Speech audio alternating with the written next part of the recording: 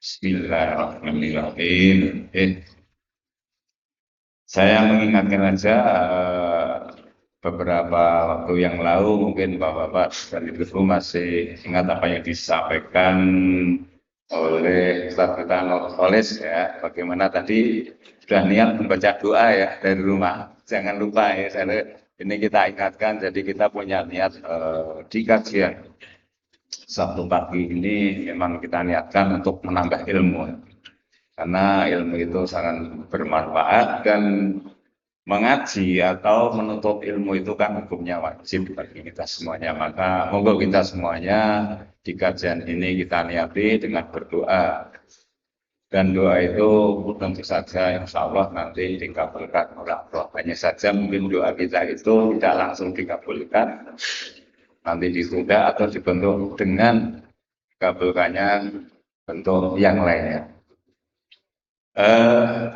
Juga saya sampaikan pada Bapak-Bapak Ibu semuanya, biar nanti kajian kita itu juga ada peningkatannya. Monggo silahkan Bapak-Bapak bisa mereview atau ya mencatat catatan kecil. Nanti bisa disampaikan ke kami, panitia atau takmil. Kemarin sudah janjikan, ternyata kemarin dari 4 voucher yang ambil baru 1, masih ada 3. Nanti kalau ada yang hari ini juga mengumpulkan mungkin masih bisa kami terima, tapi kalau belum ya setiap saat nanti tetap bisa sampaikan. Juga saya ucapkan terima kasih atas peran dari Bapak-Bapak semuanya sehingga kegiatan kita itu semakin hari alhamdulillah bisa lancar ya. Perlu juga saya sampaikan bahwasanya kegiatan kita itu setiap rutin kajian-kajian seperti ini dilaporkan mengeluarkan biaya yaitu sekitar 1.400.000 ya. Jadi di standar angka itu kegiatan kita itu. Dan ini semuanya atas peran dari Bapak-Bapak dan Ibu semuanya sehingga kita bisa bertahan atau bisa mempertahankan kegiatan ini dari segi pendanaan. Walaupun dari Tamir masih berperan untuk bisa memberikan subsidi setiap kegiatannya karena dari hasil pengumpulan infak itu saja mungkin masih kurang, tapi alhamdulillah masih bisa ditopang. Juga peran dari Bapak-bapak, Ibu-ibu dan atur yang lain. Monggo kalau nanti ingin memberikan infak atau khusus infak snack atau apa saja bisa. Saya ucapkan juga terima kasih ini dari Pak Basori yang punya Melodika itu memberikan mic seperti ini. Ini untuk kegiatan kita karena mic yang sebelumnya itu dipasang bengong. Itu karena mic model kondensor itu memang sedikit ada lukanya di dalam itu bengong. Maka saya akan seperti ini biar kita aman gak nyaman. Hanya saja nanti memang kita butuh penyesuaian supaya suara kita bisa masuk, tapi insya Allah akan lebih jelas dengan mic-mic kabel seperti ini. Jadi untuk menyingkat waktu, saya serahkan saja untuk yang pertama, yaitu kajian tentang HPT pada kesempatan hari ini Pak Sumanto sudah siap dan akan melanjutkan kajian HPT yang sebelumnya. Semoga kita ikuti saja Bapak-Bapak dan Ibu-Ibu. Kalau minta materi insya Allah nanti sudah bisa. Untuk Pak Kusmanto untuk dipersilahkan.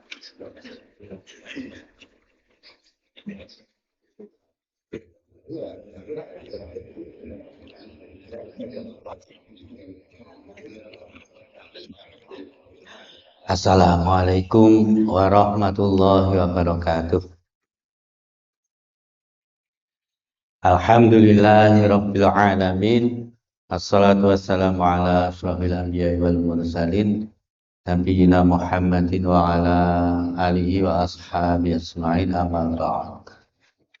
Ibu-ibu, bapak-bapak, jamaah rahimakumullah. Alhamdulillah pagi hari ini kita bisa melanjutkan pembacaan timbunan putusan takjil. Namun sebelumnya mengulang sedikit ya, karena sudah 2 kali saya tidak matur.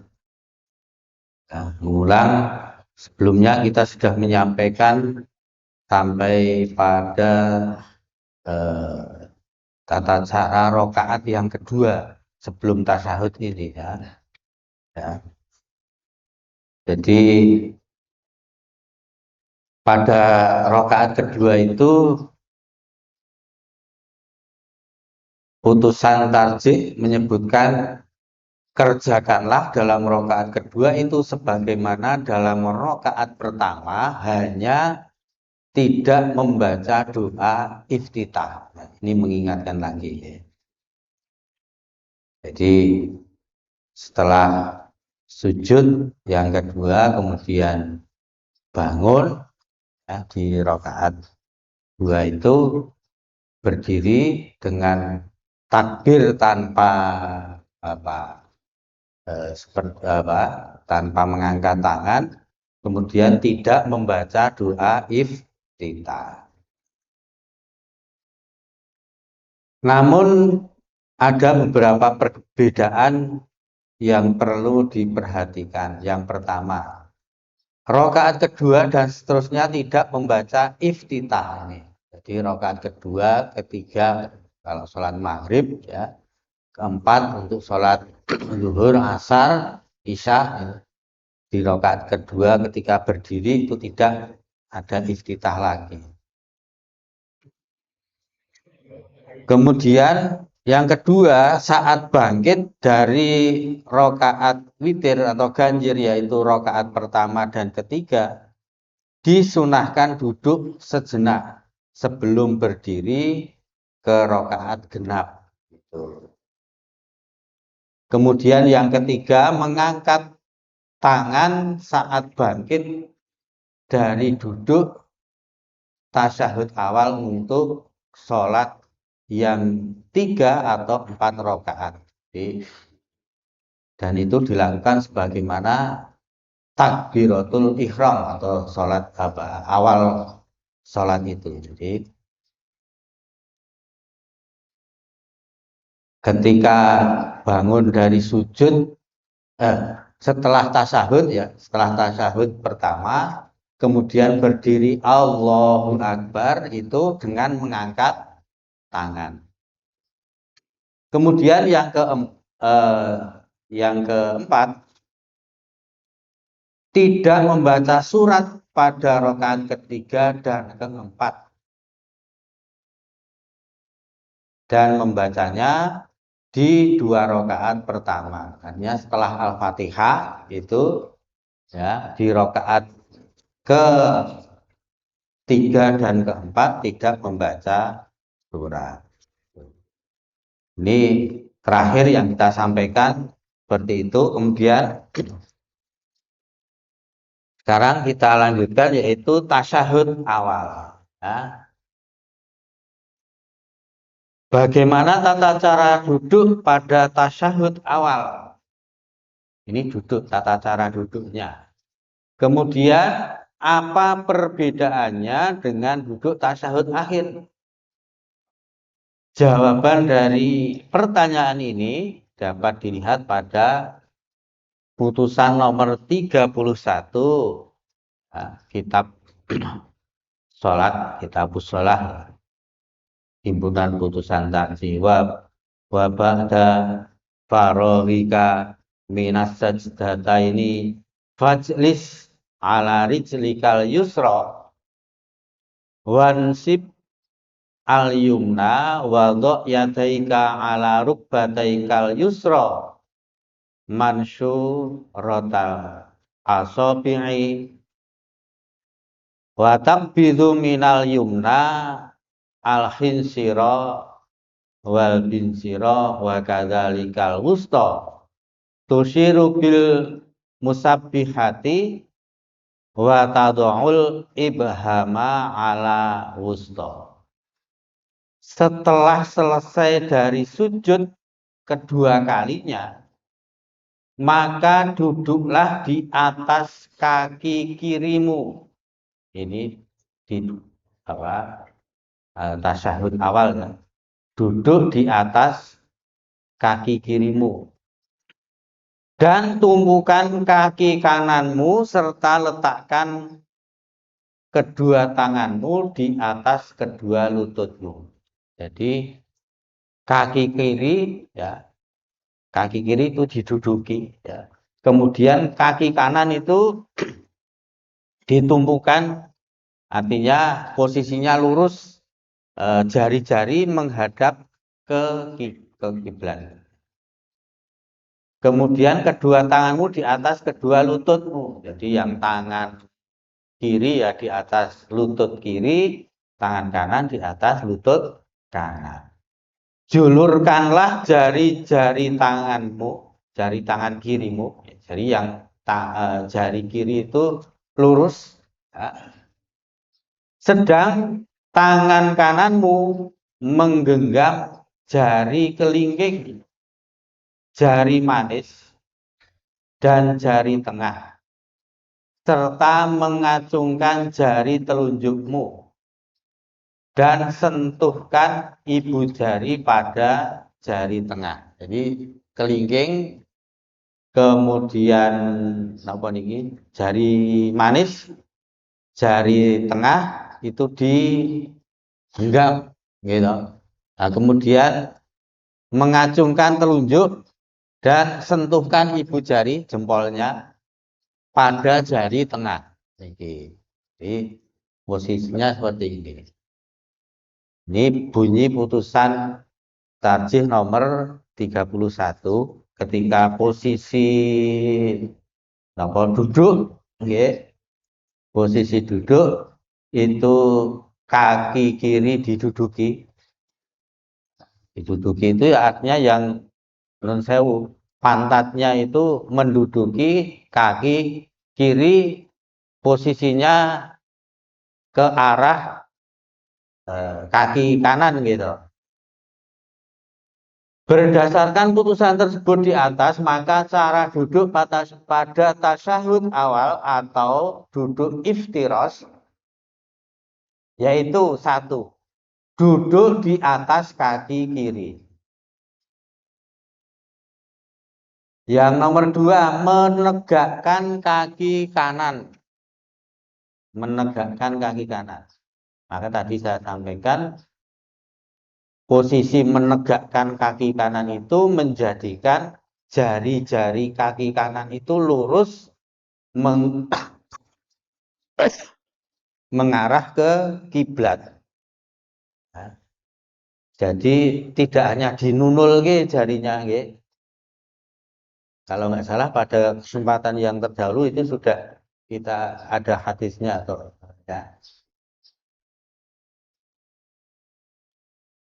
Yang ketiga, kedua tangan masing-masing berada di atas kedua lutut. Lututnya masing-masing Lututnya masing-masing, mboten kok mengke lutute tanggane dhewe. Lutute dhewe malah mboten di apa. Jadi atau pertemuan lutut dengan ujung paha. Jadi di ujung paha. Yang nomor 4, jari-jari tangan kiri dijulurkan, tidak digenggam. Nah, ini yang tangan kiri tidak menggenggam. Yang nomor 5, jari-jari tangan kanan digenggam. Seperti tadi yaitu kelingking, jari manis, jari tengah, kemudian yang telunjuk itu mengacungkan jari telunjuknya sehingga seakan-akan seperti angka 3 Arab. Angka 3, ini angka 3. Dan ibu jari menyentuh jari tengah dengan membentuk angka 5 Arab. Seperti angka 5 ya yang ini. 5. Jika digabungkan maka membentuk angka 35. Pulau bulan baleni 35. Niki angka 3 terus ini angka 5 bunder.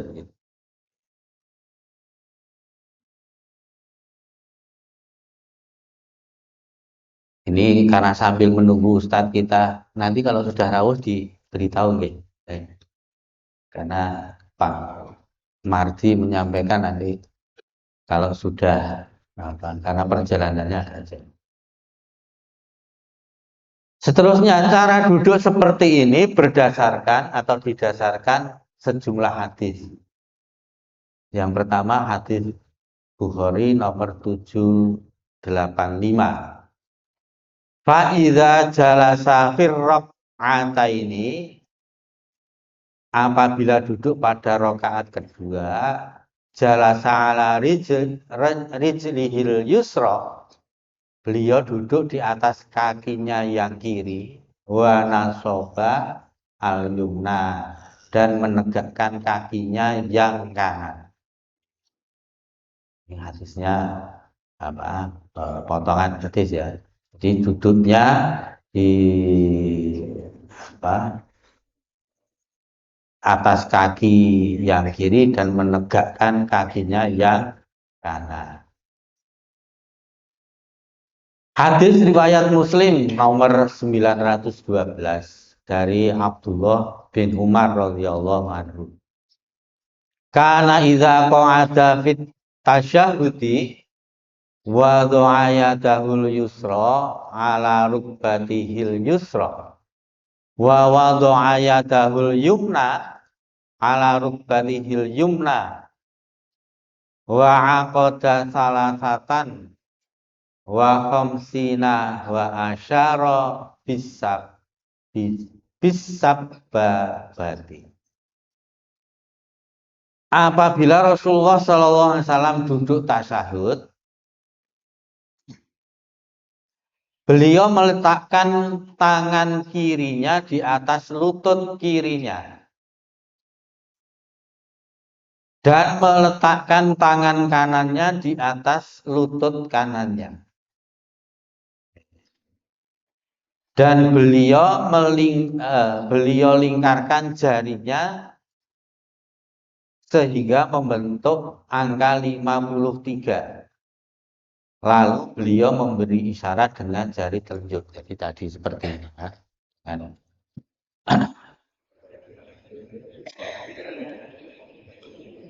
Kemudian hadis riwayat Muslim 910 dari Amir bin Abdullah bin Zubair radhiyallahu anhu.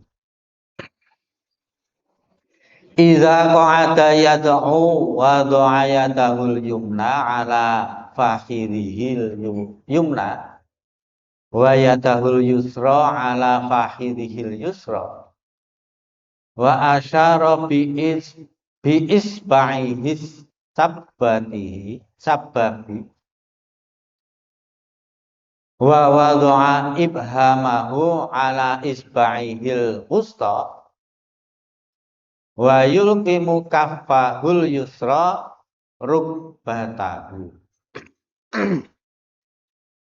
Rasulullah SAW jika duduk berdoa, beliau letakkan tangan kanannya di atas paha kanannya dan tangan kirinya di atas paha kirinya. Jadi kalau kita bandingkan bunyi hadis yang nomor 2 tadi kan di atas lutut gitu ya. Kalau di sini di atas paha, ya artinya ya di sekitar itu ya. Karena kalau kita saklek menyebut di atas lutut karena lutut kita kan posisinya nekuk gitu. Posisi lutut artinya nun sewu dengkul ya. Kan nekuk. Kalau nekuk kemudian kalau di atasnya apa posisinya miring nggih mboten gitu. Jadi bahasa teksnya itu kemudian ya sahabat itu di riwayat hadisnya menyebutkan kalau yang di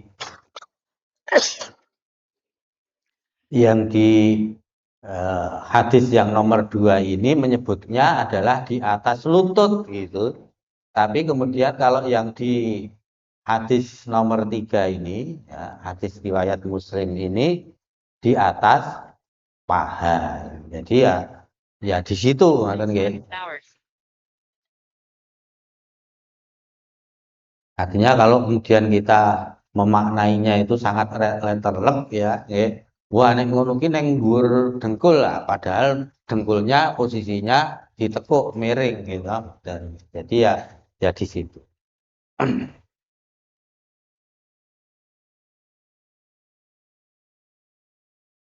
Beliau letakkan tangan kanannya di atas paha kanannya dan tangan kirinya di atas paha kirinya. Dan beliau memberi isyarat dengan jari telunjuknya.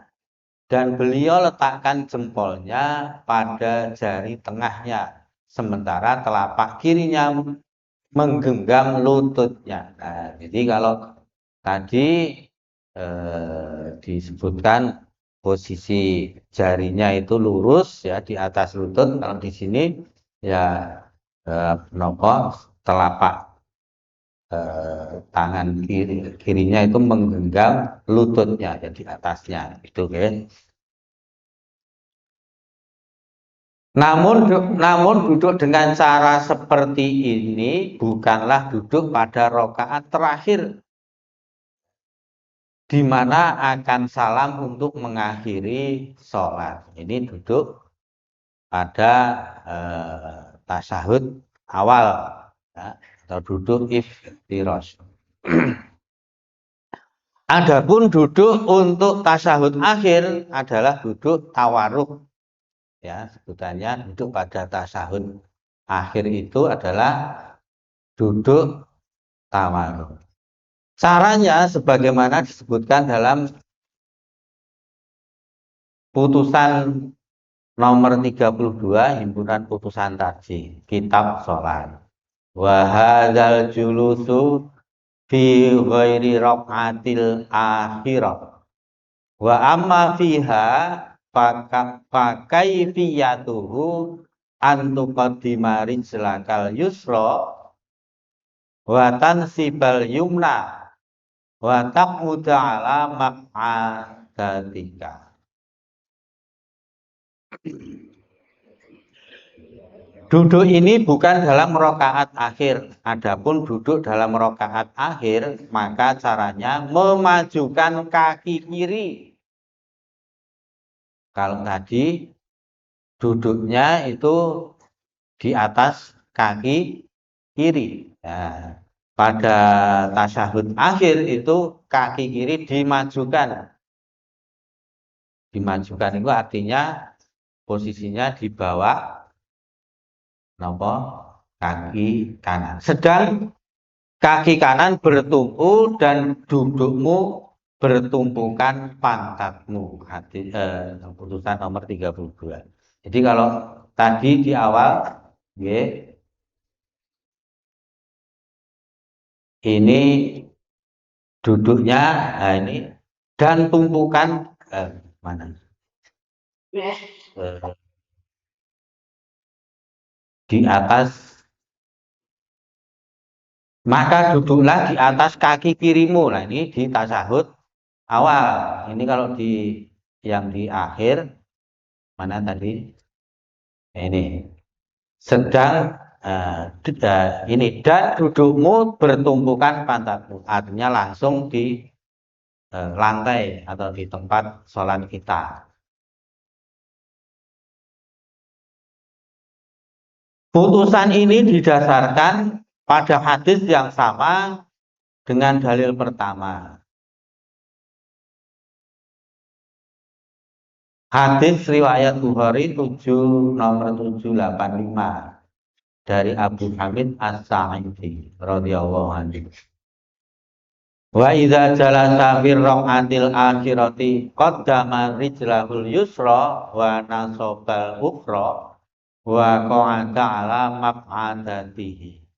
Dan jika duduk pada rakaat terakhir, maka beliau memasukkan kaki kirinya di bawah kaki kanannya.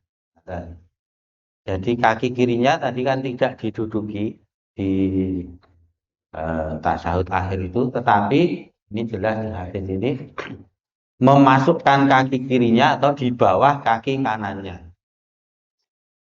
Kalau teksnya yang di atas itu tadi memajukan. Jadi kita kembali saya matur bahwa kita tidak sepenuhnya kemudian bisa memaknai teks itu secara saklek. Kalau memajukan kaki kemudian maju itu arahnya ke depan, ini ya keliru gitu. maju di sini, kaki kiri itu maju itu berarti di bawah kaki kanan yang kita tekuk itu.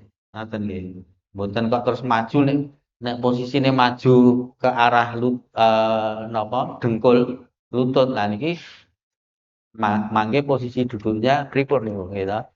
Enggak bisa lagi. Mesti mboten saged enggak bisa seperti timpuh itu gitu. Berdasarkan dalil-dalil tersebut, maka pada duduk tasyahud awal, posisi duduk dengan cara iftirosh, yaitu duduk dengan menegakkan kaki kanan dan membentangkan kaki kiri, kemudian menduduki kaki kiri tersebut. Oke. Sedangkan pada tasyahud akhir, posisi duduk dengan cara duduk tawaruk, yaitu duduk dengan menegakkan kaki kanan dan menghamparkan kaki kiri ke depan. Lagi-lagi ini teksnya bunyinya ke depan.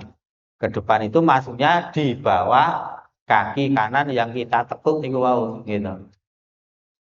Nah, nun sewu, kadang-kadang di antara kita kalau cara artinya tidak diajari cara nekuk kaki kanan pada saat tasyahud itu sejak awal, sejak kecil nun sewu ya sebisanya akhirnya gitu. Kadang-kadang nun sewu pun kaku mboten saged ditekuk. Kemudian kalau kita paksakan kaki kanan itu sakit kalau ditekuk, akhirnya nggih namung nun sewu nglembreh. Gitu. Artinya kuku itu malah yang menyentuh ke lantai. Nggih. Harusnya kuku tidak menyentuh, tapi yang menyentuh itu telapak kakinya, gitu. Dan itu kan kadang-kadang tekuk nggih sakit, atau mungkin nun sewu kalau punya gangguan sakit pada kaki, yaitu itu sudah menjadi uzur, uzur. Jadi ini harus kita maklumi, kalau sudah namanya uzur, ya nggak apa-apa berarti. Tapi selagi kita masih bisa, maka posisi duduk kita seperti itu. Ini membentangkan kaki kiri, kemudian sedangkan pada tasyahud akhir posisi duduk dengan cara duduk tawaruk, yaitu duduk dengan menegakkan kaki kanan dan menghamparkan kaki kiri ke depan. Artinya yaitu di bawah kaki kanan. Dan duduknya di atas tanah atau lantai. Nah ini tadi kalau di hadis menyebutnya duduk itu dengan pantat langsung, tidak menduduki kaki kiri. Bagaimana dengan sholat yang hanya 2 rakaat? Apakah duduk iftirosh atau duduk tawaruk? Misalnya sholat subuh atau sholat sunat. Nah ini kita ambilkan beberapa pendapat. Dereng rawuh, Pak.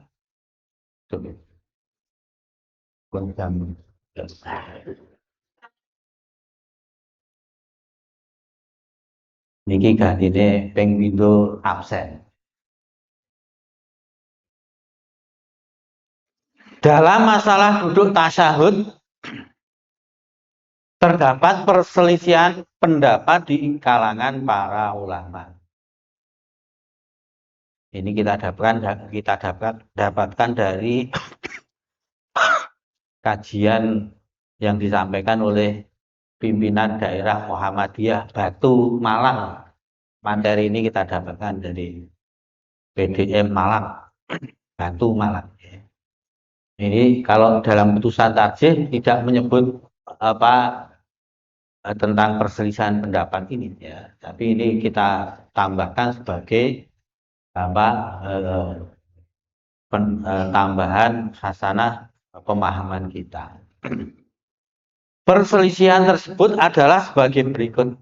Nomor 1, pendapat yang pertama, yaitu pendapat Imam Malik dan pengikutnya.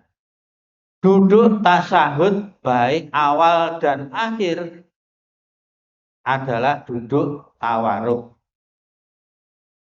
Hal ini sama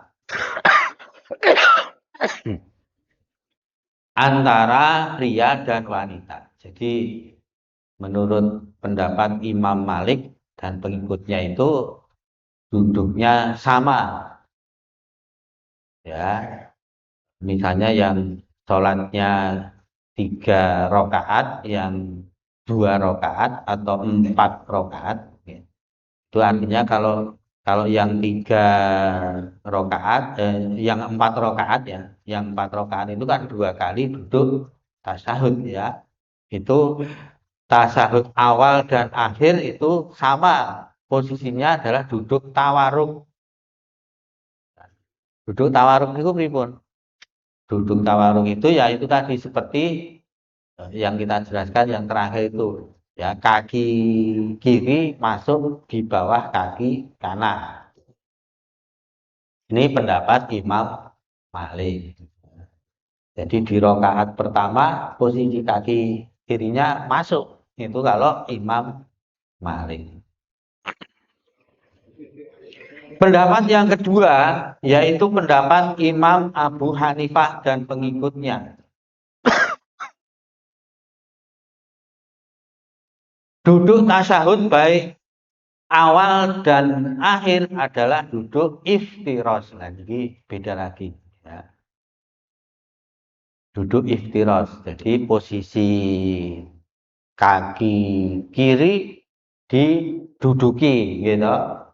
Seperti kalau kita biasanya pada rakaat pada tasyahud awal, di tasyahud akhir menurut pendapat Imam Abu Hanifah. Itu seperti itu.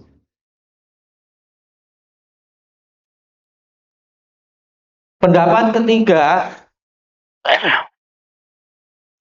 yaitu pendapat Imam Asy-Syafi'i. Beliau membedakan antara duduk tasyahud awal dan tasyahud akhir. Untuk duduk tasyahud awal, beliau berpendapat seperti Imam Abu Hanifah, yaitu duduk iftirosh di tasyahud awal, itu kaki kiri diduduki ya. Sedangkan untuk duduk tasyahud akhir, beliau berpendapat seperti Imam Malik, yaitu duduk tawaruk, yaitu posisi kaki kiri masuk di bawah kaki kanan yang kita tegakkan itu. Jadi menurut pendapat ini, duduk pada tasyahud akhir yang terdapat salam, baik yang sholatnya sekali atau 2 kali tasyahudnya, adalah duduk tawaruk. Duduk tawaruk terdapat pada setiap rakaat terakhir yang diakhiri dengan salam. Karena cara duduk demikian terdapat 2. Bisa jadi lebih lama duduknya, sehingga duduknya pun dengan cara tawaruk. Karena cara duduk seperti ini lebih ringan dari iftirosh. Ini menurut pendapat ini karena lebih ringan, karena posisi kaki kirinya itu dimasukkan ya. Cara duduk demikian yang kita sering saksikan di kaum muslimin Indonesia, di sekitar kita yang banyak mengambil pendapat Imam Syafi'i. Pendapat keempat, pendapat Imam Ahmad dan Ishaq. Jika tasyahudnya 2 kali, artinya 4 rakaat nih, 2 kali. Maka duduknya adalah tawaruk di rakaat terakhir. Namun jika tasyahudnya cuma sekali, maka duduknya di rakaat terakhir adalah duduk iftirosh. Jadi kalau sholatnya 2 rakaat, duduknya iftiroz. Pendapat yang kelima, pendapat Ibnu Jarir At-Tabari. Beliau berpendapat duduk tasyahud dengan tawaruk maupun iftiroz semuanya dibolehkan. Alasannya karena semuanya diriwayatkan dari Nabi Sallallahu Alaihi Wasallam. Jadi boleh memilih dengan cara duduk tersebut. Ini pendapat yang kelima itu malah membolehkan dengan cara duduk ketika tasyahud itu dengan tawaruk ataupun maupun iftiroz, semuanya dibolehkan. Alasannya semuanya diriwayatkan dari Nabi Shallallahu Alaihi Wasallam. Terakhir ini, dari beberapa pendapat di atas, Tarjih Muhammadiyah memilih pendapat Imam Syafi'i yang dianggap lebih kuat, yaitu membedakan antara duduk tasyahud awal dan akhir. Untuk duduk tasyahud awal, berpendapat seperti Imam Abu Hanifah, yaitu duduk iftiroz. Sedangkan untuk duduk tasyahud akhir, beliau berpendapat seperti Imam Malik, yaitu duduk tawaruk. Jadi, menurut pendapat ini, duduk pada tasyahud akhir yang terdapat salam, baik yang sholatnya sekali atau 2 kali tasyahud, adalah duduk tawaruk. Duduk tawaruk terdapat pada setiap rakaat terakhir yang diakhiri salam. Ini kalau mau mencoba lihat fatwa tarjih, ini ada di lewat internet ya. Ditulis fatwa tarjih cara duduk tasyahud pada sholat 2. Itu nanti insya Allah muncul itu kalau di internet ya. Ini tautannya. Ini pendapat dari Tarjih Muhammadiyah itu ya. Tarjih Muhammadiyah ya. Seperti yang selama ini kita laksanakan. Pada tasyahud awal kita duduknya itu iftiroz. Posisi kaki kiri kita duduki ya.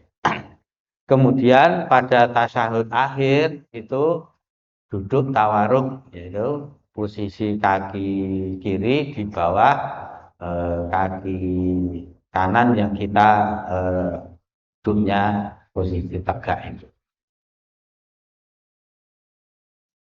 Di antara dalil yang dapat dijadikan dasar untuk memperkuat pendapat bahwa duduk pada sholat yang 2 rakaat adalah duduk tawaruk adalah sebagai berikut. Kana Nabi sallallahu alaihi wasallam idza kana fir rak'atainil lataini tang qadhiya fihima as-salatu akhara rijlahul yusra wa qa'ata ala shikkihi mutawarrikan tsumma salam. Jika Nabi Shallallahu Alaihi Wasallam duduk pada sholat 2 rakaat yang diakhiri dengan salam, beliau mengeluarkan kaki kirinya. Mengeluarkan itu artinya posisinya kaki kirinya sampai di bawah kaki kanan. Dan beliau duduk tawaruk di sisi kiri. Hadis riwayat An-Nasa'i. Mengatakan mugi ingkang kita aturaken wonten manfaatipun. Semoga Ini menjadi panduan kita semuanya. Wallahu a'lam bishawab wa ma taufiqi illa billah. Semoga bermanfaat. Yang ngapunten, assalamualaikum warahmatullahi wabarakatuh.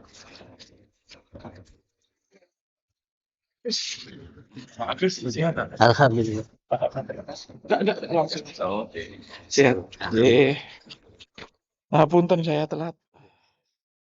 Dari Turi. Oh, gini aja. Ngaten? Alhamdulillah. Ngaten, Pak.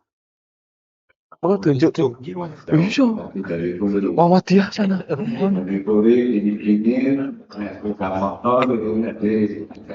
Apalagi kalau ditulis masuk ke kota itu pun jadi bisa nonton. Alhamdulillah masih bisa sampai kita. Nggih.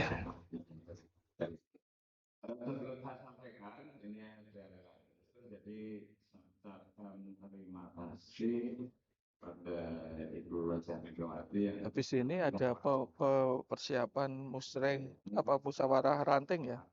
Melangi. Oh, oke. Melangi yang kidul itu kan Muhammadiyah, Pak. Saya nanti habis dari sini langsung touring road. dan nanti yang Lalu habis itu kalau wingi pun tinggi. Mana gitu ya, ya persiapan musyawarah itu kan uang dari pengurus itu kan pada nggak mau toh Pak Gus. Loh jenenge ngambut gawe sosial toh. Anjuk biasanya kulo isi dhisik. Makanya pas pemilihan juga semua kan. Rasane ora gelem, dadi pengurusnya sinten sing gelem nggih Mas. Ora ono duwite kok nggih Mas. Makanya hebat. Nggih nyuwun sewu. Ye.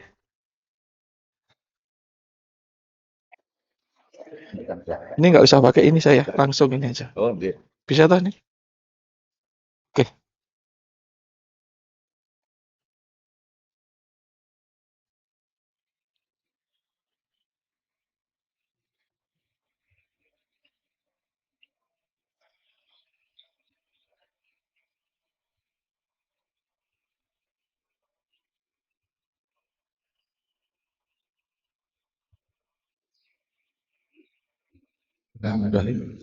Assalamualaikum warahmatullahi wabarakatuh. Alhamdulillahirabbil alamin. Hamdan syakirin, hamdan naimin.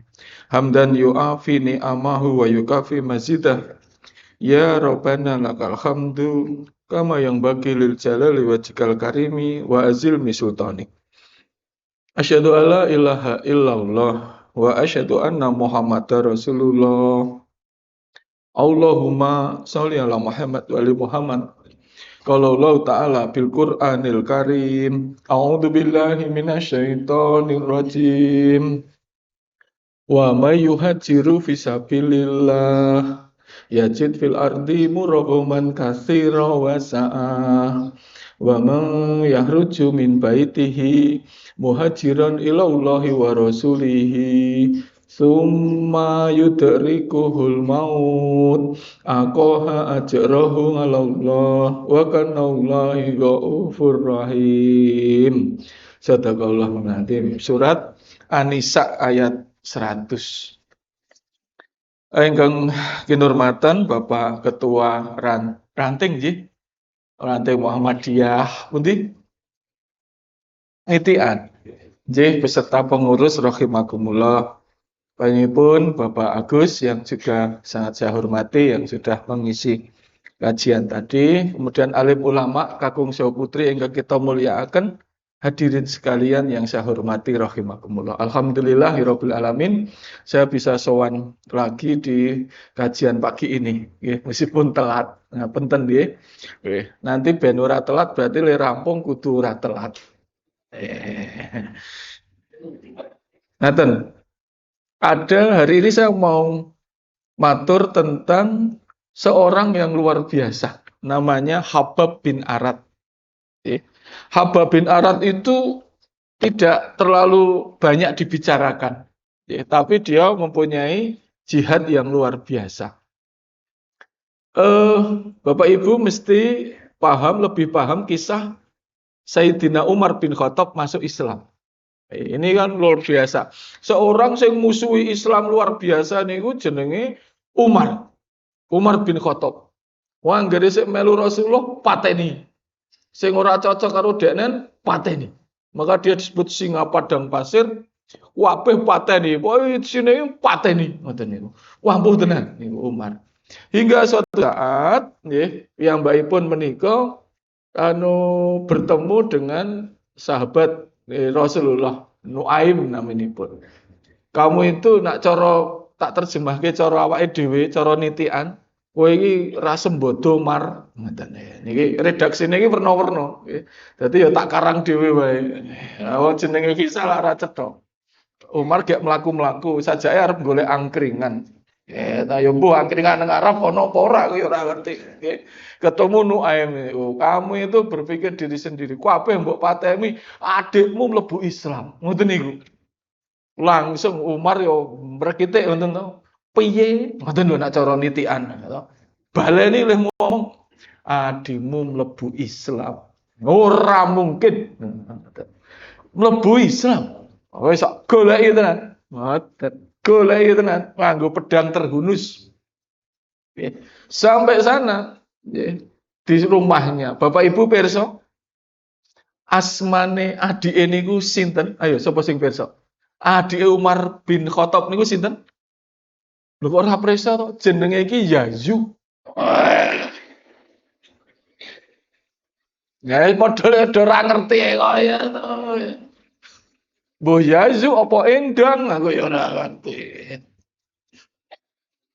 Namine Fatimah binti Al-Khattab. Lajeng sampai sana, ternyata Fatimah binti Al-Khattab adiknya itu sedang membaca Al-Quran. Yang dibaca surat Toha. Tapi sebenarnya Umar itu kalau kita tilik sebelumnya sudah bertemu Rasulullah. Rasulullah sedang membaca surat Al-Haqqah. Al-Haqqah itu surat ke-69. Ya, membicarakan tentang kiamat. Nah, lajeng ada perdebatan, yuk ditambahi adiknya niku. Begitu mendengar suara At-Toha, adiknya yang nyaring, okay, akhirnya dia luluhlah hatinya. Yuk mlebu Islam. Nah, itu kan kisahnya. Kisahnya Gusti Allah hidayah. Tapi saya tidak akan bicara ke sana. Saya akan melihat dalam pikiran saya waktu itu, sopo sing ngajari maca Quran kok wani? Nggih mboten, Pak. Wong ketemu pateni wong liya sing ngono pateni ro Umar. Kok adine wani-wanine mulang niku. Pertanyaannya siji, Fatimah binti Al-Khattab niku latihan ngaji neng ndi? Maksudnya neng TPA. Ngendi ngoten niku lho. Kula iki rada penasaran jenengan waktu niku. Nggih mboten. Nang masjid endi, TPA endi sik mulang sapa? Sik mulang iki mesti wong sing wis ora duwe wis ora duwe harapan hidup. Wis pokoke mesti mati ya ora apa-apa. Ngoten niku lho sik mulang niku. Lah piye ngajari kok ngajari adine Umar? Konangan yo beleh tenan niku to. Mesti wong wis siji, kemungkinan wong nekat ki siji, wis ra duwe harapan, utange akeh. Ngono nggih. Telu ngono diamuk bojo bendina. Ngoten. Papat mergo saking saleh hanya untuk Gusti Allah. Ternyata sik nomor papat. Sinten sik ngajari? Habab bin Arat. Ternyata kalau kemudian saya agak penasaran memang. Saya kan seneng lagi maca sejarah itu seneng, itu kebiasaan saya. Akhirnya tak goleki Habab bin Arat ki sapa. Ternyata Habab bin Arat itu kok wani karo adike Umar itu karena memang sejarah hidupnya itu jihad. Sejarah hidupnya itu memang untuk Rasulullah, untuk Gusti Allah. Dia seorang pandai besi dan orang yang awal masuk Islam, itu Habab bin Arat. Seperti kita tahu bahwa semua orang yang masuk Islam di awal itu disiksa, dianiaya. Termasuk Habab bin Arat. Habab bin Arat itu adalah pandai besi. Niku jahiliyah niku kurang ajar tenan. Menganiaya Habab itu luar biasa. Kadang-kadang besi yang panas merah itu ditempelkan di badannya. Untuk napa? Supaya dia metu saka agama Islam. Rantai yang panas itu, wabang itu ditalikan di badannya. Tapi dia tidak bergeming. Tetap derek Rasulullah SAW. Hingga suatu saat beliau sowan Rasulullah. Beliau nyuwun, Duh Rasul, kula nyuwun, siksa terhadap saya itu dikurangi. Ngoten niku. Nyuwun ya Gusti, kula tetep ikhlas, kula rela berkorban. Tapi nek saged siksa niku dikurangi. Rasulullah mboten bales, mboten jawab, namung ngoten, Ahbab, dulu biyen ana wong sing kaya kowe disiksa oleh jahiliyah sampai ditanam hidup-hidup hanya terlihat kepalanya saja. Lalu oleh jahiliyah kepala itu digergaji sampai putus supaya dia mengaku untuk keluar dari agama Islam. Setelah niku kemudian apa, tangannya sebelum itu digaruk memakai jungkat besi, yang bisa melepas daging dari tulangnya. Naudzubillahi min dzalik. Itu siksaannya. Setelah mendengar kisah itu, Habab bin Aras balik kanan. Dia orang nyuwun untuk dikurangi, dia tetap rela disiksa karena dia yakin akan surga. Akhirnya puncaknya, singkat cerita, dia dihukum atau dianiaya oleh tuannya sendiri sebelum dia itu dulu ketika masih menjadi budak, yaitu Ummu Ammar. Ummu Ammar itu jahat banget kisahnya, sehingga kepala Habab itu disetrika, ya, sampai sakit luar biasa. Saat itulah Rasulullah lewat, kemudian Rasulullah berdoa, ya Allah, semoga engkau berikan keringanan kepada siksa yang diterima oleh Habab bin Aras. Karena Rasulullah sedonga ya diijabah. Akhirnya Habab bin Aras lepas karena Ummu Ammar itu malah jadi sakit isahnya. Sakitnya itu aneh. Dikisahkan ketika jahiliyah yang menyiksa Habab itu, ketika kesakitan dia melolong seperti anjing. Saking sakitnya. Nah itulah karena bendu saking Gusti Allah. Singkat cerita, Habab bin Aras lepas, Rasulullah lajeng menang. Rasulullah menang dari Fatul Mekah 630 Masehi. Itu Rasulullah menaklukkan Mekah kan 630 Masehi. Kemudian menaklukkan Mekah, akhirnya Rasulullah itu bisa menguasai Arab, termasuk Habab bin Aras. Habab bin Aras tidak banyak diceritakan, tapi dia hidup sampai Sayyidina Utsman. Gitu, Sayyidina Umar, beliau Rasul sedo, dia masih hidup. Sayyidina Umar masih hidup, sampai Sayyidina Utsman. Dia diangkat jadi gubernur. Ketika dia jadi gubernur, maka dia membuat gudang, Ibu. Gudang makanan yang besar.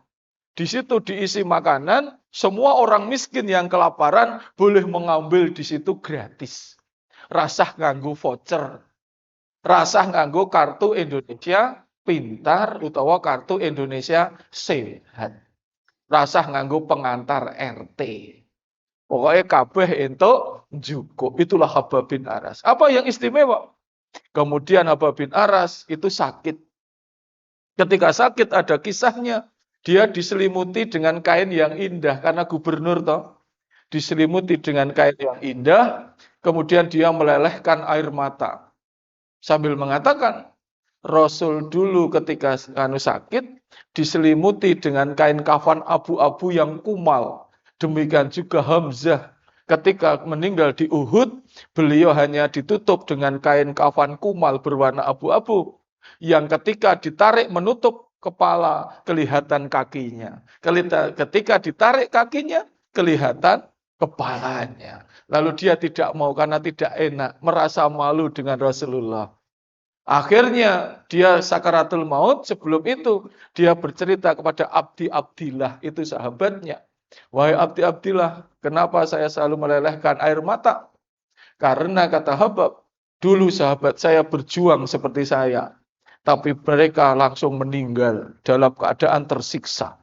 Saya diberikan kenikmatan oleh Allah SWT, bisa merasakan nikmat menjadi orang Islam yang bebas, bisa merasakan nikmatnya dunia. Sedangkan sahabat saya sudah pada meninggal. Ada yang tangan kanan dan tangan kiri ditarik dari arah yang berbeda. Sehingga dia meninggal dengan tubuh yang terbelah. Ada sahabat yang diiris sedikit demi sedikit. Hidungnya, telinganya, tangannya. Sampai dia mati dalam keadaan tersiksa. Ada yang diletakkan di padang pasir yang panas, tidak diberi minum. Sampai dia mati kehausan, masih saja dadanya ditimpa dengan batu panas yang sangat besar. Itulah semua sahabatku, mereka berjuang demi kita, demi aku. Sedangkan aku merasakan nikmat dari apa yang mereka perjuangkan, sementara mereka tidak pernah merasakan nikmat.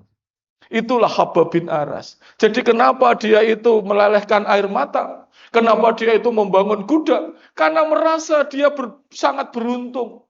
Iso merasakan nikmat jadi orang Islam. Iso maca Quran. Dijamin masuk surga. Dihisab, dimudahkan. Diberikan syafaat oleh Rasulullah. Karena dia merasa dia lebih beruntung dari Rasulullah dan para sahabat itu. Sekarang pertanyaannya. Yo awake dhewe pun nopo berkorban tinggo agama niki. Ini kan jadi pertanyaan. Lalu kita ini sudah ngapain padahal kita diberikan nikmat yang sama seperti Habbab bin Aras. Maca Quran wis rasah nganggo menghunus pedang. Awake dhewe ngibadah rasah dadak disiksa. Tidak perlu diiris ke telinganya. Sementara para sahabat memperjuangkan awake dhewe, le iso maca Quran, le iso mlebu swarga. Ayat-ayat surga itu ada karena Rasulullah. Ada yang ngerti hidup sudah mati mergo Rasulullah, mergo Al-Quran. Awake dhewe iso maca iso ngaji ngoten niki perjuangan orang-orang yang sudah meninggal dulu. Yo awake dhewe wis berkorban nopo? Bayangkan, kadang-kadang mengkon berkorban titik ra gelem. Korban perasaan bae. Itu dikon ngurusi masjid wis ra gelem. Infak Jumat yo mentok 2.000 wae gitu. Ming korban ngono ra gelem. Bayangkan. Sementara Rasulullah SAW hidupnya, Rasulullah itu hidupnya tidak pernah merasakan nikmat di dunia karena pilihan beliau di akhirat. 600 kita menerima wahyu pertama, 10 tahun wajahnya tidak pernah lepas dari kotoran unta. Penuh dengan lebam dan cucuran darah. Mergo napa? Menyebarkan agama tauhid. Ben umat iki mlebu swarga, ben awake dhewe merasakan nikmat di surga. 10 tahun sampai 600 sampai beliau itu 610 610 620 620 beliau Isra Mi'raj ditinggal Siti Khadijah Al-Kubra Al-Muwalid dengan pamannya Abu Thalib. Beliau itu tidak pernah lepas dari gigi yang patah, dari badan yang lebam-lebam. Sebabnya apa? Memperjuangkan awake dhewe. Tangan kanan itu bisa matahari, tangan kiri bulan. Kabeh dituruti. Beliau memilih hidup sederhana. Semua hartanya disumbangkan, dikorbankan untuk apa? Untuk awake dhewe. Beliau hanya tidur dengan selembar kulit onta yang dilipat menjadi 2. Pada separuh untuk alas, separuh untuk selimut di musim dingin. Dilipat menjadi 4 untuk bantal di musim panas. Itu Rasulullah. Beliau kalau ngimami berkali-kali ada suara gemelitik. Kletek, kletek, kletek, kletek, kletek, kletek. Kenging menopo Rasul, kata sahabat. Beliau membuka sabuknya, ternyata berisi kerikil. Yang dipakai untuk apa? Untuk menyangga perut beliau yang 3 hari tidak makan. Kemana makanannya? Dikorbankan. Bene opo? Agama tekan kene. Lalu beliau, sahabat Utsman selalu kalau kirimi menopo? Rasa. Berikan pada umatku yang lebih membutuhkan. Kok apike kaya ngono. Orang yang hebatnya seperti Rasulullah. Bahkan ketika 622, beliau kan harus pindah Masehi untuk pindah ke Yatsrib. Perjuangannya melewati Gua Sur, diuyak-uyak Surakoh. Tidak pernah merasa aman di dunia. Tapi beliau tetap istiqomah. Mergo napa? Mikir umate. Kemudian setelah itu 622 perang Badar dimulai. 8 tahun beliau itu perang sampai 630 Masehi. Tidak pernah istirahat dari perang. Perang menapa? Supaya Islam itu bisa berkembang. Dipateni ngendi-endi, beliau tetap hadir. Sampai beliau 630 Fathul Mekah, menaklukkan Mekah. Di sana beliau pun akhirnya balik ke Yatsrib. Terakhir ayat itu beliau sudah sakit. Kemudian sampai ke Yatsrib Madinah, beliau hanya 2 tahun, Ibu. Itu sampai sedo itu hanya 2 tahun sejak dari Mekah itu. Akhirnya beliau sakit.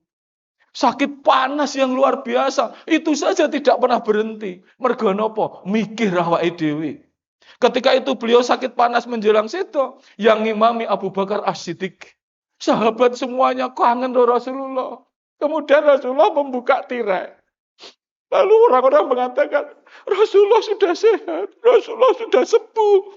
Abu Bakar mundur, Abu Bakar mundur. Abu Bakar mundur ngoten niku. Kenapa? Kangen karo Rasulullah. Wong sing hidupnya hanya untuk kita. Rasul lalu ngendika, saya belum sehat. Biarkan Abu Bakar ada di sana. Kabeh nunggu Rasulullah. Wong kok apike kaya ngono supaya kita mlebu Islam. Bahkan ketika sakaratul maut, beliau itu sing dipikir awake dhewe.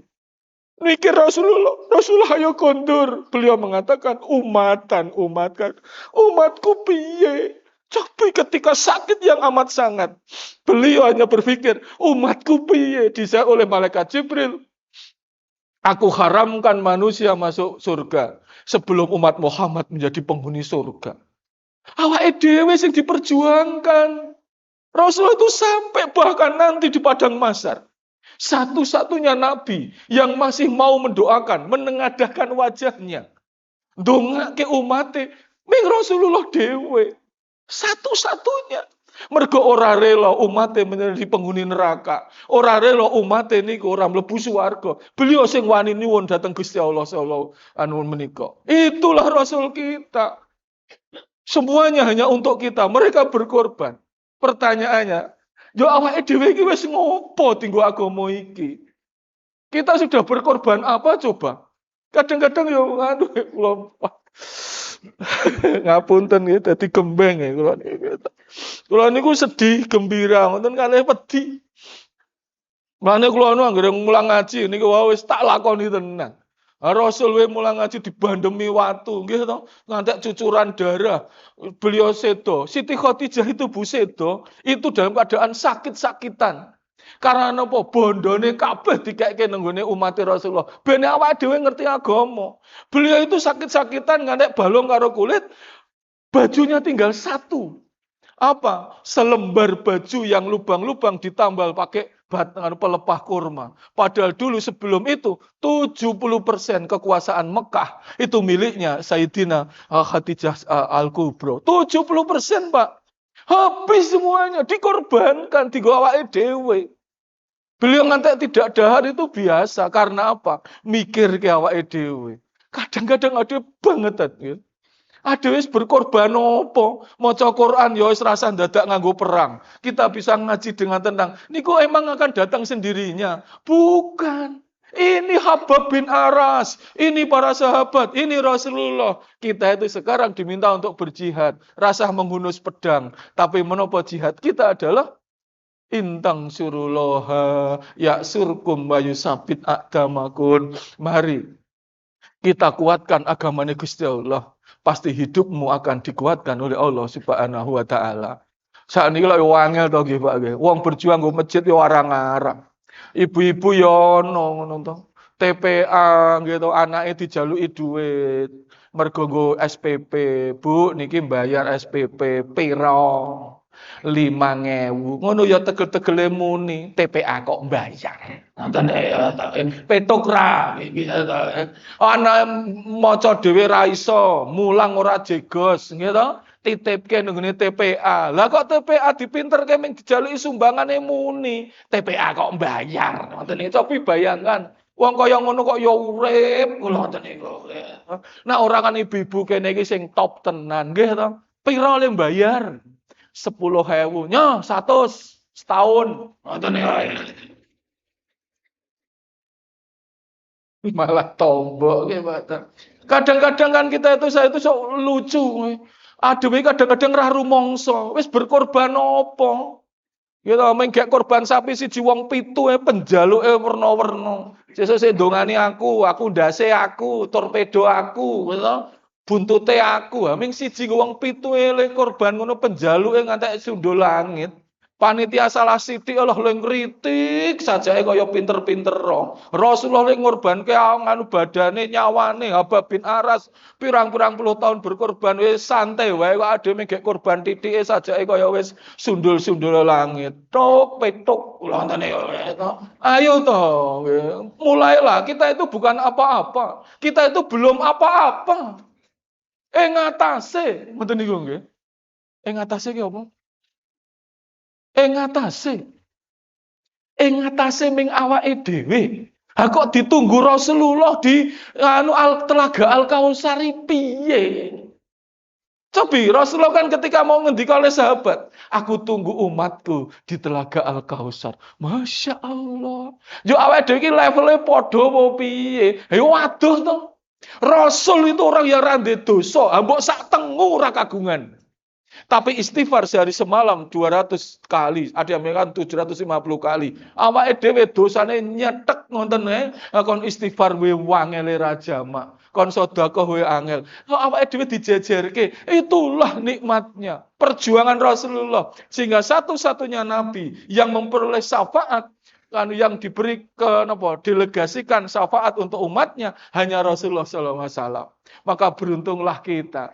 Habab bin Aras itu sudah berjuang sedo, ora sampai mending beliau nganggo dipolo bendino, disiksa masuk surga. Awake dhewe mentok ngono diunek-unekke karo bojo. Malah curhat iki. Alhamdulillah, maka panjenengan niki insyaallah berjihad nggih Bu. Hari ini piye? Nikmat kok kaya ngene. Bangun tidur, alhamdulillah, isih urip, iso berjihad.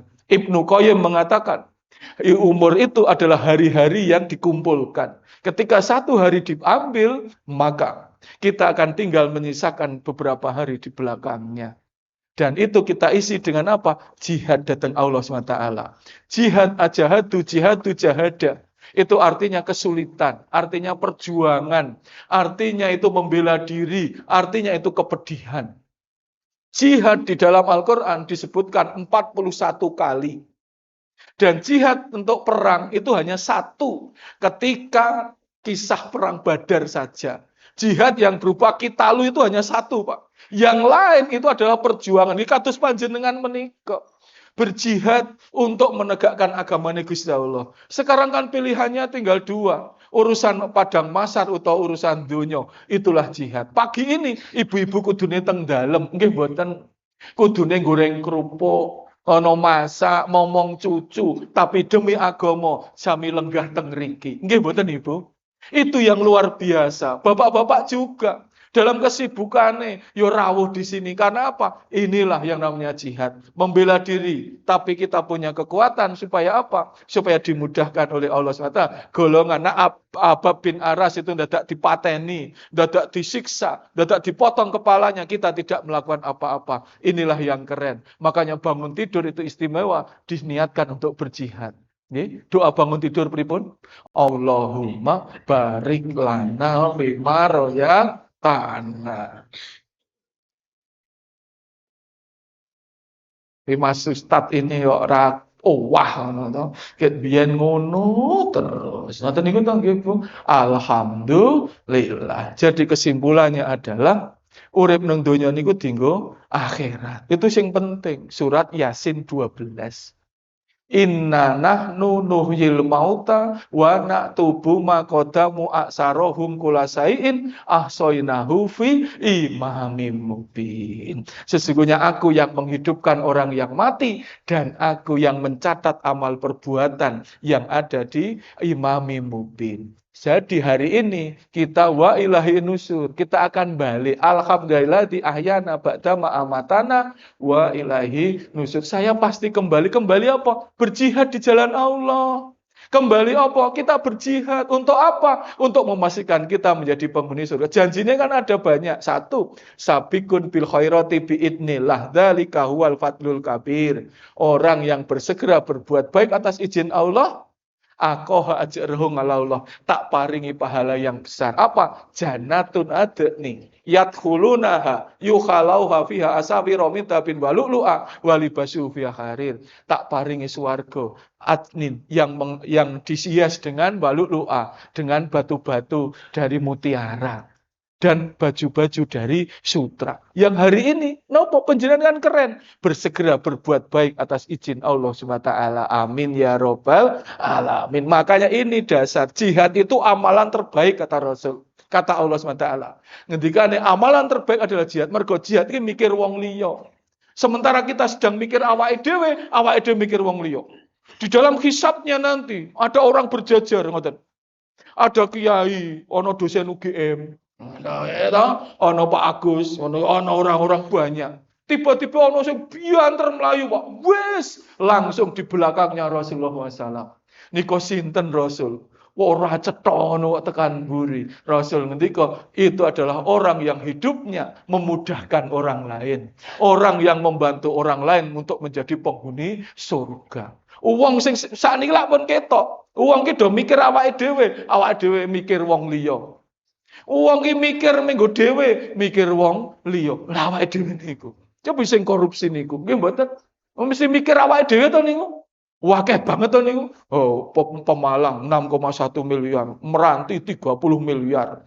Ya Rektor Lampung 6 miliar. Oke banget sing pajak niku 500 miliar. Jenengan ngerti 500 miliar ki nule pira?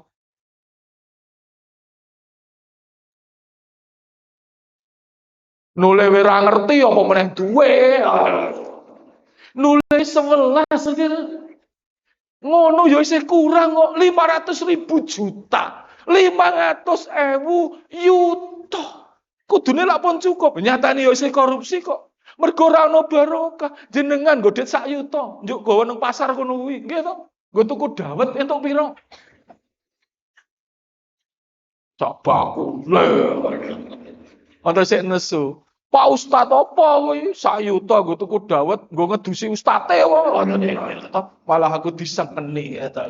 Itu nyatane kurang karena apa? Mikire awake dhewe jenengan kan keren. Oh Masya Allah, ngurusi ngene iki piye? Urusan donya ora mesti entuk no. Urusannya mesti akhirat. Makanya wonten pengajian jamaah ngon jihad iki pokoke menyang, ora paham rapopo. Pegel slonjon ngantuk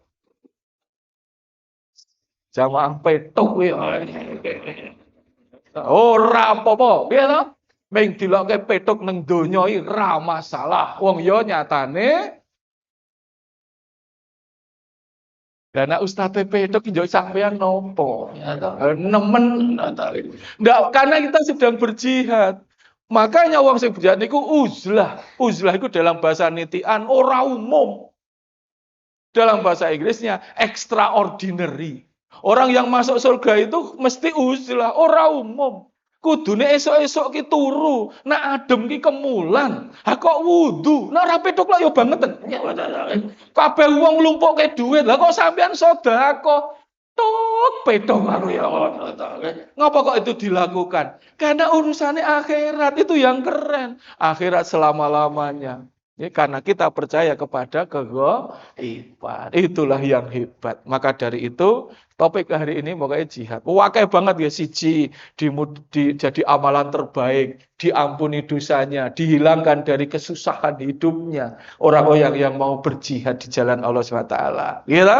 Pilihannya akhirat. Kalau pun tahu cerita loh, profesor saya itu ora percaya kok. Urusan jihad. Lah jihad piye? Hidup sudah mati ora percaya. Kita itu seperti itu karena percaya hidup sudah mati. One way traffic. Gitu. Profesor saya itu kan jenenge Suzuki. Ya lak malah guyu sampeyan ta. Makanya Bapak kula niku mun urusan akhirat nak nerangke kula seneng tenan, ngantek baper kula. Lah 12 tahun kula niku hidup bersama orang-orang yang ora percaya kegaiban niku. Angel benan bu nerangke ngoten niku. Saiki jam 7:45. Aku ngerti ngopo, wis do nglupukke gelas. Ngono kok jihad. Ora apa-apa, sing penting menyang. Ora paham rapopo. Pegel selonjor, ngantuk jamaah. Sebenarnya mlebu swarga. Kenapa saya ini, Pak? Jihad itu harus ditanamkan karena apa? Percaya hidup sudah mati. Ini yang membuat kita keren. Profesor saya itu jenenge Tatsuyuki Suzuki. Saya itu hidup 12 tahun di luar negeri. PhD saya di Jepang, 6 tahun. Saya lalu di Australia, di Perth sama di Sydney. Jangan ngerti Sydney? Sydney ini kulon Giri Mulyo. Ben nekat wae ya padha ora ngerti ya. Lalu saya ke Inggris, saya ke Eropa gitu. Kabeh profesor saya itu semuanya sekuler, Pak. Ora percaya. Kegoiban ini ora percaya. Penjelasan ini kan karena kegoiban toh. Jihad itu kan karena kegoiban. Percaya hidup sudah mati, Yasin 12 itu. Profesor saya itu bingung ketika menerangkan tentang hidup sudah mati. Jenenge Tatsuyuki Suzuki. Suzuki niku nama paling pasaran teng Jepang niku Suzuki, Pak. Nak cara kene jeneng pasaran yo Agung, Agus, atau gitu, Joko, Bambang, atau Eko, Dewi, mana ya, Sumardi, Suhardi. Nah ibu-ibu yo Sri, Siti, Yazu, Endang, Yanti, Nur, mana ya, Eni, Tuti, mana ya, siapa nih bu? Paijem ora. Paijem. Profesor itu tekone ngoten iki. Agung Sang. Anata wa mainichi gokai oinori suru deskara. Majimena hito desne. Mosi sindara doko iku sumori deska. Sama rasa mikir aku yang ngawur ora. Maksud saya ngoten iki. Gong kowe sedina sewengi le sholat ibadah ping 5. Karena kalau saya sholat itu satu ruangan. Mergo ndak ada musola toh di sana. Yuk saya ada yang ngomong, terus ping 5 majimena itu kowe ketoke tenanan. Pertanyaan saya ngoten Dek. Mosi sindara, nek kowe mati, kowe iki arep ning ndi? Ngoten niku pertanyaannya. Ini kan pertanyaan aneh karena memang logika orang itu kan susah. Nyawa gaib nang swarga iki piye? Makanya kalau kita punya keyakinan itu keren. Kita percaya hidup sudah mati ini kan yang hebat itu penanaman Rasulullah Habab menanamkan bahwa kita percaya hidup sudah mati itu yang luar biasa. Tekon ngoten niku karena nggak ngerti apa meneh setelah mati. Di balik tembok ngoten lak nerangke angel banget. Pikirane mesti ngoten niku sak jawab watasi wa mo sisindara tenggoku iku sumorides. Saya nek mati kula ajeng teng tenggoku. Tenggoku ki swarga. Ya dhek ngomong sinji masing. Aku ora percaya. Lah kok ora percaya? Lho, ya tahu ya toh, mau sinjina katara. Doko iku sumori des. Karena kowe ora percaya kowe arep ning ndi? Lalu dia mengatakan modori mas ini modoru balik, Pak. Reinkarnasi, nitis. Logika agama-agama samawi itu adalah tauhid. Agama yang ada di bumi itu mesti balik. Karena kegoiban itu tidak termasuk dalam konsep. Orang tekan oleh mikir. Oleh mikir ya mati balik. Makanya ilmu nitis itu ada. Di kita kan juga ada toh nitis itu. Karena apa? Itu logika yang paling bisa diterima. Tahu ya saya, mosi modutara nek balik dokoni ire rudeska nyawa jenengan tok lebokke ngendi. Kula ngoten niku. Dhek njuk mikir, oh iya. Sang karada monakunata awakmu wis ra ono karena dibakar mereka itu. Yo dhek suwi ngono. Agung Sang. Mu nganu wakaru apa? Ciking ni ire rudes. Ciking niku pitik. Tak lebokke nggon chicken utawa pitik. Nah, kula kan yo mikir, yo ngopo kok pitik sense? Pitik penak. Rasah mikir, turu gitu, iso kawan kawin. Aku yo tak belah ayam bakar kan gitu. Ning yo gak batin Pak Gus, aku muni ngono yo ora lulus kok gitu. Artinya apa? Inilah kenapa saya bicara jihad, kenapa bicara akhirat, bicara surga. Karena kita ditanamkan oleh Rasulullah keyakinan hidup sesudah mati. Ayo kita pertahankan. Mesti uang kelingan mati ini mesti terkendali. Maka orang yang paling cerdas kata Rasul, orang yang selalu ingat mati dan menjaga kemuliaan sebelum mati. Ngerti niku tuh. Masa korupsi kelingan mati. Yang kedua, dunia itu sekarang tambah titik nggih, 5 menit nggih Pak Gus. Pareng nggih. Ono sik ngene iki. Ustad iki pancen ra pangerten. Ngisi dawa-dawa kene iki selak kepoyo ya.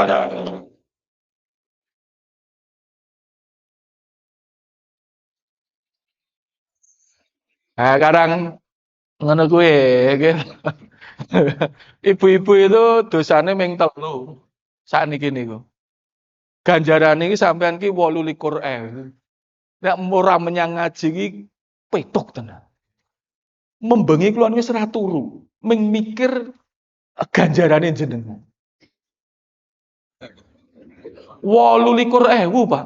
Sik ngaji niku, dosane ming 3 ternyata ibu-ibu. Tak hitungke nggih. Siji, niat wingi sono undangan pengajian seisi Mas Agung menyang bijine siji. Esuk tuku bubur, tuku jajan pasar, blonjo ketemu koncone. Engko menyang ya, Dik. Ya. Sing dijak omongan wong 5, bijine 5 dadi 6. Pas ketemu salaman 11, ya toh? Pas salaman rong guyu 16. Menyang rene 17, petuk wong 10, salaman 17. Le salaman karo guyu 34. Yuk jenengan ngrungokke 35. Sing 5 mau ya melu ngrungokke 40 ping 700 pinten? Kok akeh iki piye to ya? Kon ngewangi ning ngene kathah. Wis tak etungke ngono. Sebabe napa? Islam ana wong Islam, mergo perjuangane Rasulullah niku wau. Mati kok kebaikannya luwih sithik mbang dosane iki banget ya.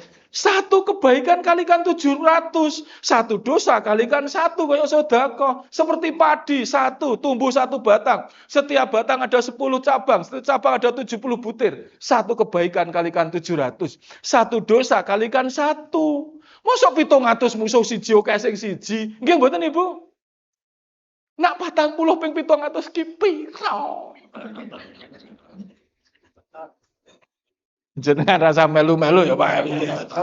28.000. Iku 28.000 sing tak hitung. Yang dosanya cuma 3. Pak ming 3 to jenengan niku. Omong kira. Siji dosane ibu-ibu ngrasani ustad. Ustad senengane telat. Dumeh laris. Dadi ustad kan repot, Pak, menyang meruput dilokke. Ustate wis rawuh, endi kae? Ha kok meruput? Heeh, karang ustad rapayu ana. Wangel dadi ustad. Nomor 2 dosa jenengan. Nak bapak-bapak niku, nak sik ngisi pengajian blujur, ngono kae mesti ndungkluk. Awale ya nganu, paham.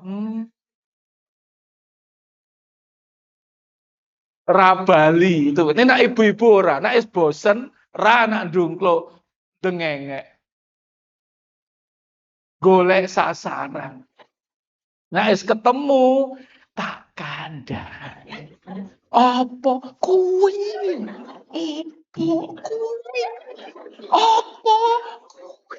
Apa gelange anyar. Sing siji apa gelange anyar? Kuwi ngono imitasi. Kok kowe ngerti yu le tuku bareng. Dosane ya ming 2 kuwi, 3 ya iki mau. Ustad ngisi dawa-dawa ra pangerten selak kepoyo ora tarik. Dadi dosa sampean 3 ganjarane 28.000. Keren ra? Sing 3 langsung dihapus. Muslim 2868. Siapa yang mendatangi majelis taklim, maka kaki kanan jadi barokah, kaki kiri jadi mahfirah. Kaki kanan menambah pahala, kaki kiri menghapus dosa. Bayangkan jenengan wis pirang langkah le tekan kene. Muni numpak motor ngono. Ayo numpak motor ya ora apa-apa ning ibarate kaki kanan jadi mulai engko bar niki do mlaku. Aja langsung kondur. Ngidul, ring road nggih to nggih. Mbok ngulon, gamping wae. 12 ngono wae. Tekan omah engko sore jam 4, bene langkae luwih akeh. Kuwi ora sregep petuk. Masya Allah. Karena apa? Ingat sudah mati. Profesor saya ora paham. Ya wes. Kersane niko itu perjuangan dari Rasulullah SAW. Maka dari itu langsung dihapus. Setiap kali kita ada jihad akan menambah kebaikan. Pun, are you with me? Bahasa Inggris ki ming 2 Bu. Yes karo no. Lha kok tekan dalem le ngaji piye? Yes. Sesuk tambah semangat. Yes. Liwet ora? Nek nitiane ora cetha bahasa Inggris.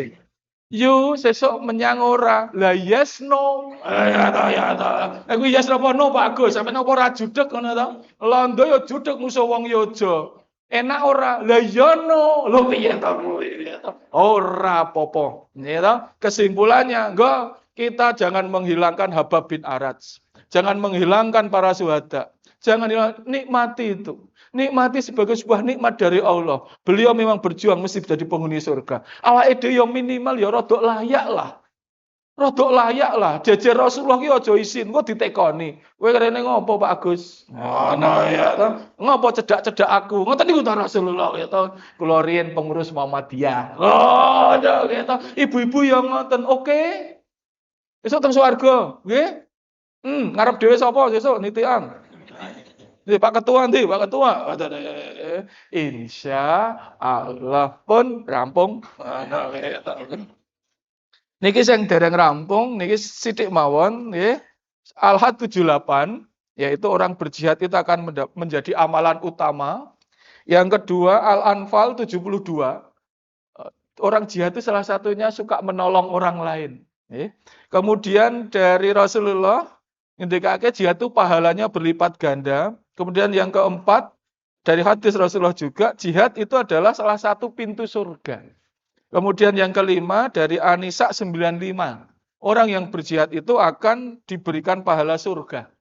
Kemudian yang nomor 6 dari Ibnu Majah. Orang yang berjihad, maka kalau meninggal pun akan diberikan rezeki yang indah. Seperti burung hijau di surga dan tali lentera hijau di surga, menggambarkan betapa nikmatnya orang yang meninggal dalam keadaan jihad fisabilillah. Kemudian di As-Saff 10, 11, 12 orang berjihad itu akan diampuni semua dosa-dosanya. Kemudian Tirmizi 1586, Ibnu Majah 2789 akan diselamatkan dari siksa kubur. Itulah orang-orang yang berjuang, maka dari itu monggo sesarengan kita berjuang dengan cara yang seperti sekarang. Ya, ikuti kegiatan Muhammadiyah, semangat ngaji, sedekah jariyah, ini termasuk jihad fisabilillah. Mugi-mugi ditampi dening Allah Subhanahu wa taala. A'udzubillahi minasyaitonirrajim. Bismillahirrahmanirrahim. Alhamdulillahirabbil alamin. Allahumma sholli ala Muhammad ali Muhammad. Allahumma fir lil mu'minina wal mu'minat wal muslimina wal muslimat al ahya minhum wal amwat sami engkori mujibud da'wat ya khatil hajat. Rabbik firli wali walidayya warhamhuma kama rabbayana shighara. Rabbana dzalamna anfusana wa illam taghfir lana wa tarhamna lanakunanna minal khasirin. Rabbana taqabbal minna innaka antas samiul alim wa tub alaina innaka antat tawwabur rahim. Rabbana hab lana min azwajina wa dzurriyyatina qurrata a'yun waj'alna lil muttaqina imama. Rabbana atina fid dunya hasanah wa fil akhirati hasanah wa qina adzabannar. Subhana rabbika rabbil izzati amma yasifun wa salamun alal mursalin walhamdulillahi rabbil alamin. Dia cekap semanten, insyaallah nanti sowan lagi. Oh ya ibu-ibu, saya janji nanti saya diingatkan kalau pas saya ke sini Ustadz tentang wanita solihah. Oke? Ya, saya hafal Quran roh hadise, ya, saya tuh rodok kuatir Pak Agus.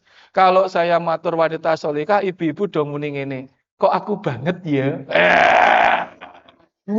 Aku ya. Pun selepat ngapunten. Assalamualaikum warahmatullahi wabarakatuh. Alhamdulillah, dan hari ini terima kasih dan bukti dari alhamdulillah